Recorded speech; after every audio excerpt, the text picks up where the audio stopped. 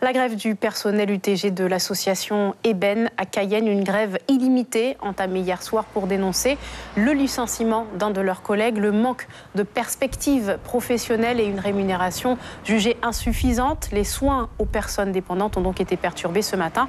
L'accès aux centres médico-social bloqué par les grévistes et le mouvement se poursuit. Des négociations sont prévues demain après-midi. On écoute le président de l'association et le représentant du personnel au micro de Clotilde Séraphin-Georges et Frédéric Larzabal.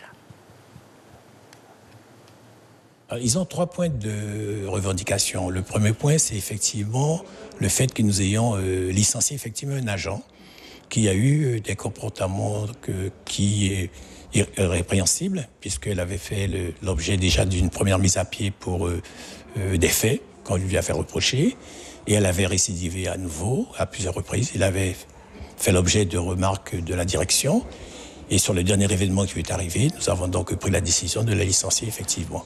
Alors que je précise, parce que souvent on détourne les choses, cet agent a été licencié pour faute grave. Néanmoins, j'ai donné des instructions pour qu'elle perçoive toutes ses indemnités. Récidiviste dans quoi? Dans des restes de nourriture qui vont aller à la poubelle? Mais est-ce qu'il s'est demandé pourquoi cette salariée prenait les restes de nourriture? De la nourriture que personne n'apprécie en plus. Donc, est-ce qu'elle avait des difficultés? Est-ce qu'il s'est posé la question? Donc, nous, ensuite, on a fait notre enquête, on s'est posé la question, nous. Et la dame est en grande précarité, puisque après 30 ans d'ancienneté dans une boîte, vous terminez à 1 300 €, juste à fleur du SMIC.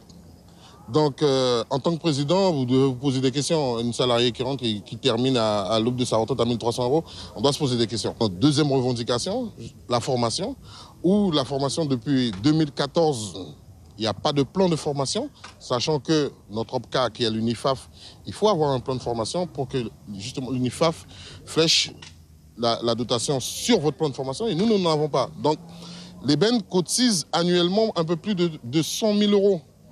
Et en fait, on paye pour tous les autres, sauf pour nous. Troisième point de revendication, donc la prime exceptionnelle de Macron.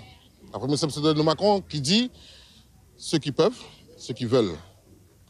Nous, on sait que l'Eben peut, puisque depuis moi, je suis 12 ans IRP, ces gens au conseil d'administration, je sais que l'Eben dégage chaque année des excédents. Suivez l'info sur Guyana Première, télé, radio et Internet.